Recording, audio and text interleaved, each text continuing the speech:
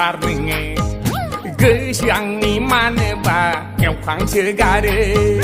phone हरदाव message हरदाव दाख्लामथार नोङो गोसोआंनि बोरैबा मोनो सयथिबोलै आं नोंखौ मोजां मोनथ्रामो एदाव जंखायदावसो गोसो थोफ्रांबाय आंबो नोंखौ सिगाङाव बानायनो हाथ्रामो रायलायदावसो मोजां मोनगारबाय नांदां सिग्रां दा खामथार नोङो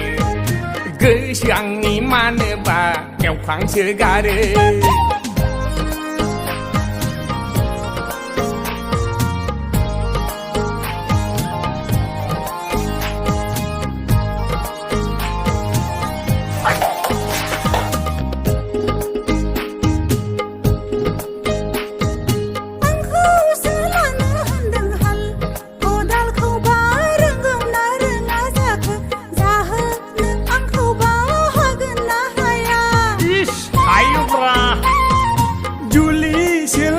होनदों माइ गायनोखौब्ला रोंगौ ना रोङा जाखो सि दानोखौब्ला रोंगोन ना रोङा नालायनाय खांख्रायलायनाय आङोलाय फाखा फाखाथार माइ गायनाय सि दानाय आङोलाय रोंखा राखाथार एन्जर जावनाय नेवलाय हमनाय आङोलाय आखा फाखाथार हाल एवनाय खदाल जावनाय बेफोरखौलाय आङो फाखाथार नांदां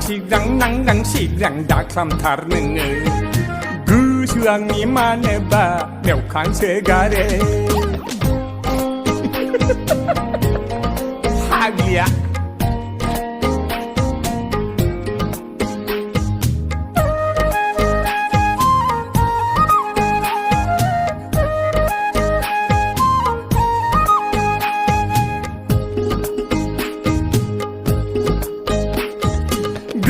जोंनि सानैबो मिलायफ्लेथारबाय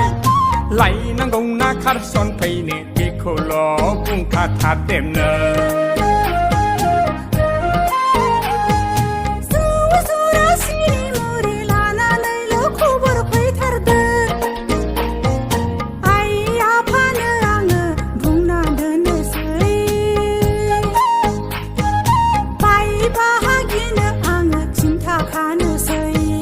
हाबाब खराराव दंब्ला माथो दावलायाबो बिदै मारो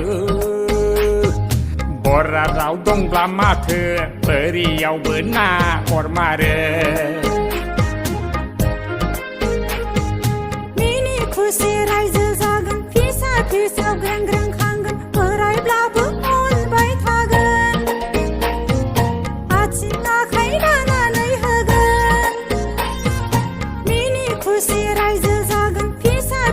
ग्रें ग्रें खांगोन बोरायब्लाबो अनबाय थागोन आथिं आखाइ दानानै होगोन दासो मोनदों la la la la la la la la la la la la oh la la la la la la la la la